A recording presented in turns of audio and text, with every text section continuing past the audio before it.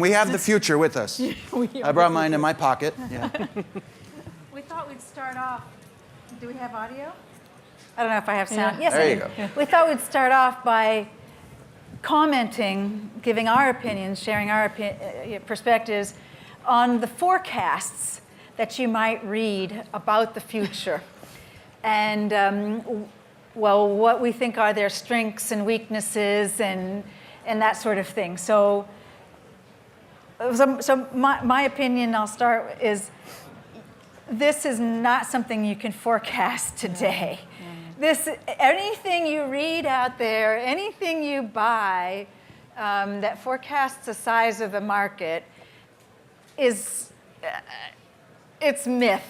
It's completely made up. Well, it's like that little dot you were talking about, earlier in your discussion. We're just simply creating that future as we are doing it now. I think forecasts, people try. I mean, I've been guilty of that. I'm penitent, if you will. However, you can look at trends, you can look at patterns, but at the end of the day, things will change. I mean, they constantly do, and we talk about this whole notion of exponentialism. So I do agree. We're not talking about forecasts right now. Yeah, Arthur C. Clarke has a great quote about predicting the future, and is that if you're right, it seems obvious. You will have shot too low. Yeah. And if you do it correctly, no one will believe you, because the future is going to be so different than you can actually perceive. Your prediction will just seem absolutely batshit insane. So there's no way to actually correctly predict the future. Yes. That doesn't mean we shouldn't try. Correct. Toshi? Yeah, well, so my organization is the Institute for the Future, and we tend to focus on a 10-year timeline. It's just far enough out that it's going to be significantly different than it is now, but not so far out that it's going to be absolutely ridiculous that it's hard to understand. And we're definitely of the model that, we're a non-predictive model. We're definitely of the participatory futurism. And that's part of what drew me here today, is I've been to a lot of conferences where people speculate about what might happen and paint a rosy picture. Actually, one of my favorite addendums to an Arthur C. Clarke quote is, any sufficiently advanced technology is indistinguishable from magic. Mm-hmm. And like magic, you're often being tricked. Yeah. And I think that's often, we see a lot of smoke and mirrors in this realm. But there are care abouts that we all have. And so if I may go into a care about that I do care about. One of the areas that I do care about, the two areas that I think that are very, very interesting when we're talking about the future and creating the future, is the pattern I see is around experiential and the value of experiential. I think earlier you had a discussion around the enterprise and what's happening in the enterprise. I think human resources, for example, in these enterprises have developed themselves into business intelligence. And right now, what they're doing is trying to use this technology, experiential, to look at areas of how do I, for example, how do you experience me as a woman, and how do I experience you as a man, and how do you experience sexual harassment? So that, for example, the diversity officer could become somewhat less operational. So there is that today, experiential use. And for me, also, is the pattern of experiential when you're talking about health or let's say treatment. If we think about post-traumatic stress syndrome, there is a very interesting usage of that. But then the other area that I do care about is around ethics, something that Patty Mays has talked about. There is a global initiative led by IEEE and looking at ethics into autonomous systems and AR. So if I'm treating somebody with PTSD, could I imagine that that person becomes so immune? And what are the ethics involved? What questions do we need to ask ourselves of that? What becomes human? What becomes a problem in terms of randomness or the lack of serendipity if we become too prescriptive, if you will, of the technology that we are creating? Yeah, and to that point, I mean, a lot of times at the Institute when we talk about these technologies, AR and VR and MR, I like to reclassify them as experiential communication platforms. I think virtual reality and augmented reality, along with a lot of the baggage that it comes with, just using the term reality is a really loaded term. It kind of assumes that this is real and factual based, and as we've seen, that can have really strong implications with fake news. And so I think it's really important to see it as experiential or immersive or ambient media or computing platforms, because that implies that we can apply the same kind of critical thinking around the media literacy necessary to see that these things have a point of view. They're not reality. They're filtered. They're chosen realities for us.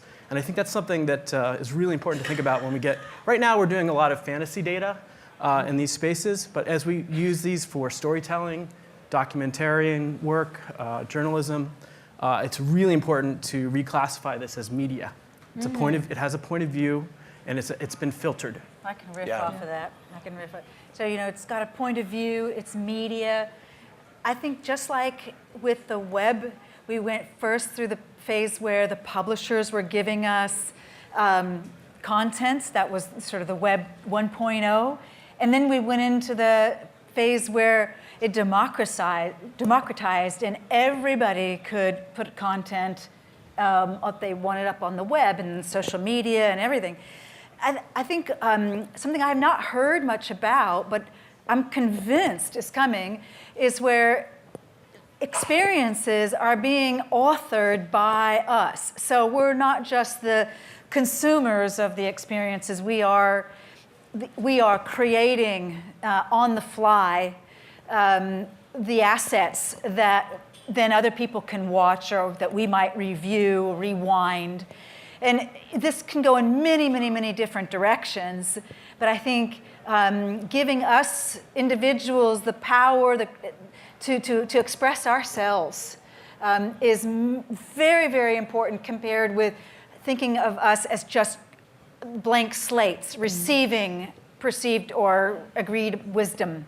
So I think that's from the point of view of something that's I care about and see as being very, very distant, but very, very important. Yeah, reality is the only word in the English language that should always be used in quotes. Because you have to remember that you are creating the reality that your eyes and your ears and your senses are perceiving in right now. And so whether you're strapping a piece of hardware onto your head and inducing a different form of reality, you're actually just processing it again inside. And so whether we think of this as some kind of naive reality or whether it's an augmented or a mixed reality, whatever, it's all reality that you are creating. And you have to be aware and conscious of that and very careful what you do. Correct.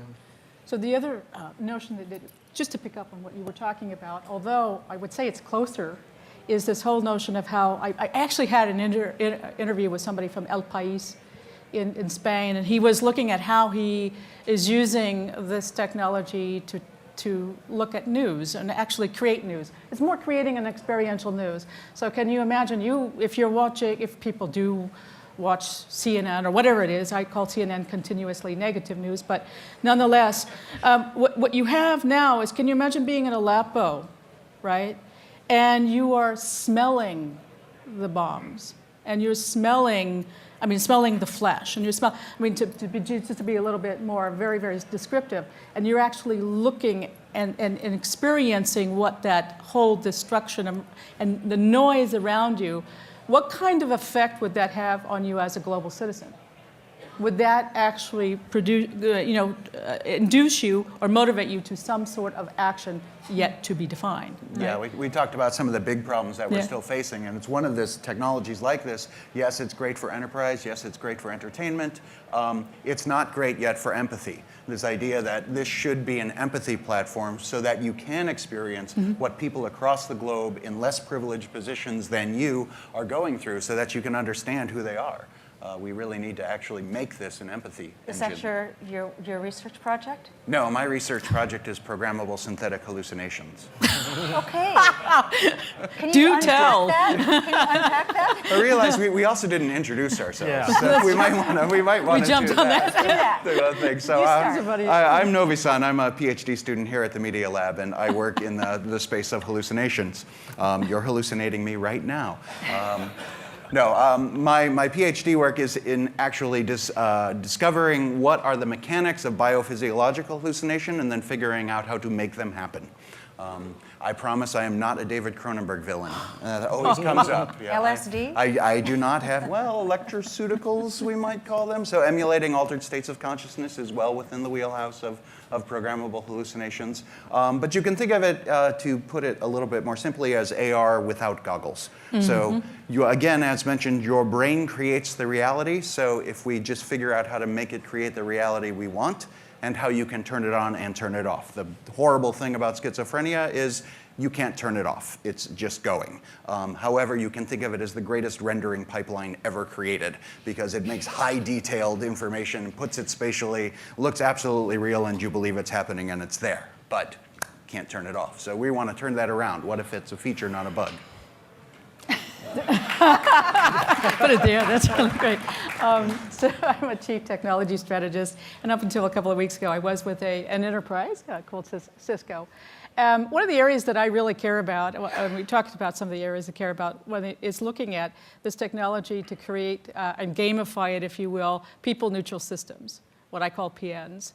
And I kind of alluded to that a bit earlier in terms of looking at how you can take this technology and sort of build sort of ethics in it. But again, going back into this is back to PNs. It's really gamifying your behavior and awarding the behavior that which is desired. So it becomes very interesting. You get tokens. We can use a little bit of whatever X technology you want to have in terms of gamifying. You would have your own little avatar. Everything is around context, and that which is context related.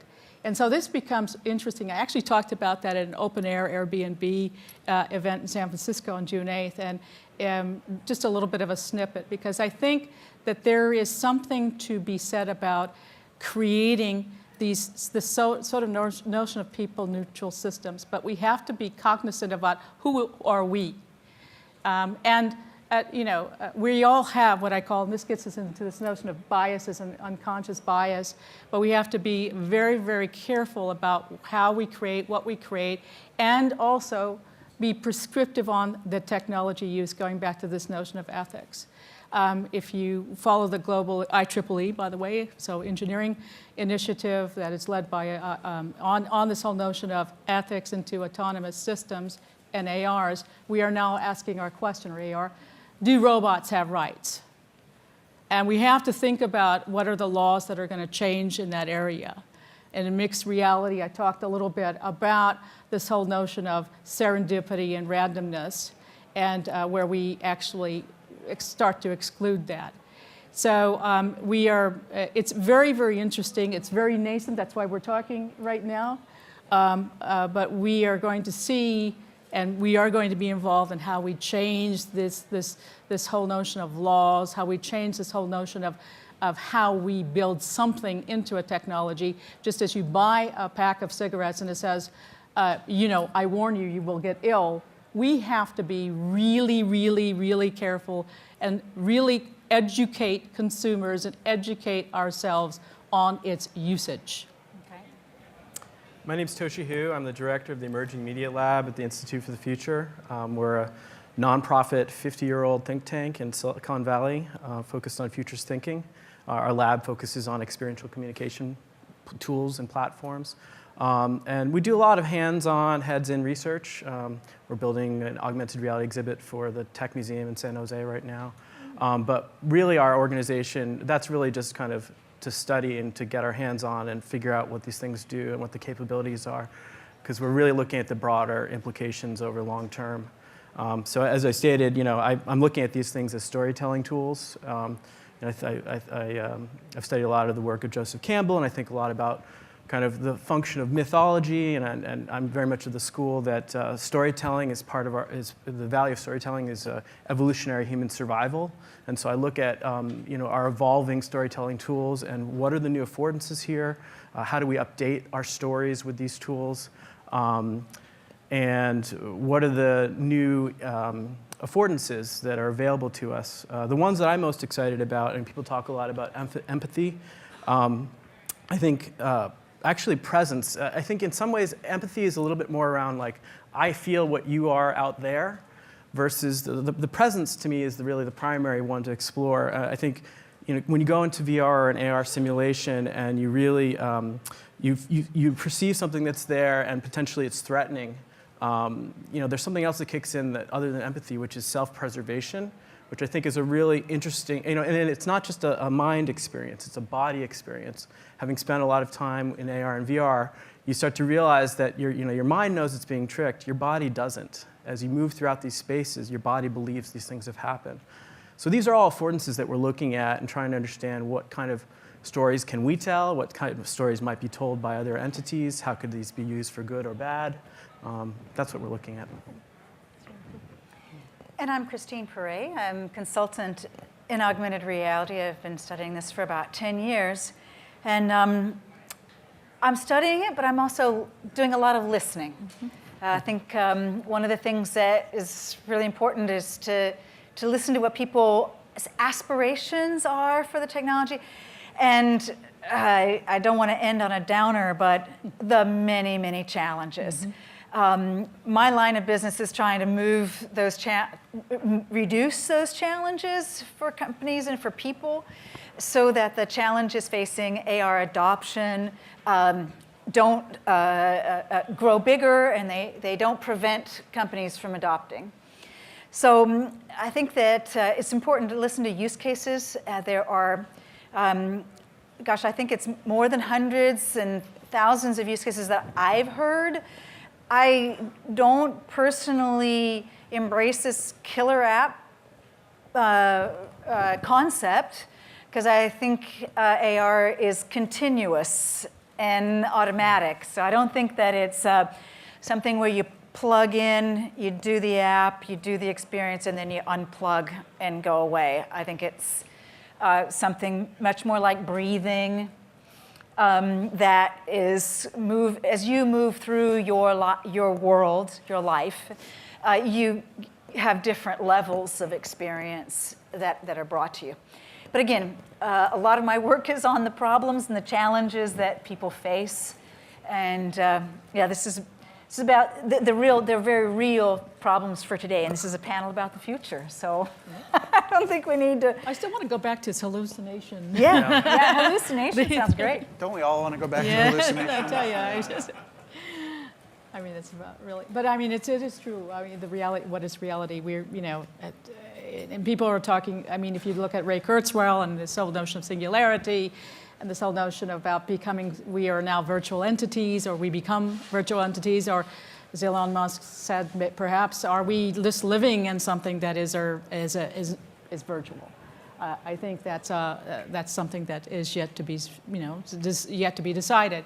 We walk around with all kinds of tools, and yet I think at some point in time, I think something will, do we become our own OS? At the end of the day, that's really what we have been talking about: is are we our own OS, and we have our own personal context agent. We have everything that's brought to us at just because it can be detected in our own OS is something that is very, very new, unique to us. And that gets into DNA and all of that, sorts of discussions that have been occurring throughout the day today.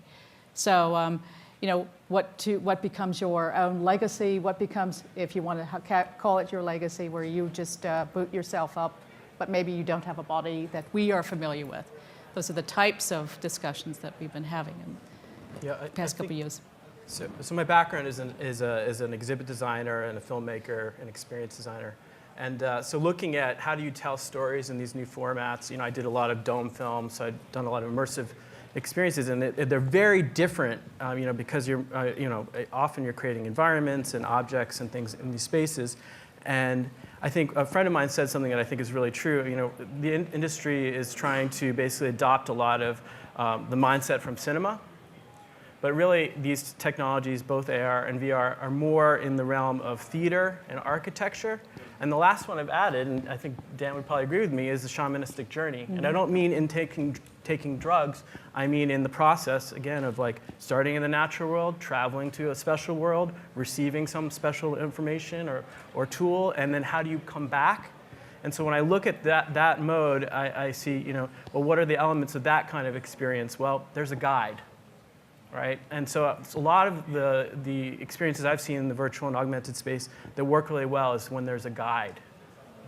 Yeah, if we're going to cast it into the hero's journey, is the hero is not, the journey is not complete until the hero reintegrates into the tribe or into the village with whatever it is he's learned out there. And so a lot of what we've been talking about today is like just going out onto the journey and having this experience, and we've been talking very little about what do you bring back to heal yourself and the people around you and the culture in general in the use of this kind of journey and technology. So I think that's an important aspect that, again, we have to bring up.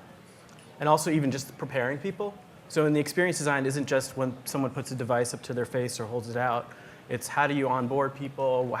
What is kind of the perception around that experience? Is there a physical person there with you? The recognition that it's liminal experience? space is important. So liminal space, we used to have all sorts of rituals that would move us between spaces. So this is the space I'm in now. I go through a ritual. I'm now an adult. So we had these liminalities that we could actually traverse. And we tend to sort of say, oh, just put the headset on, bam, and just do your thing. And it's like, no, you have to recognize that you have shifted into a liminality, and then you have to give them ways to get in and out of that liminality and then reintegrate when they're done. And again, we tend not to think about or do that kind of thing because we're kind of focused on the technology itself, again, rather than the experience of it. Right. So I'd like to thank you for that comment, because our host for this session has asked us to limit ourselves. So liminality, we're going to thank our audience for their attention and close this panel. Thank you. Thank you. Thanks. Awesome.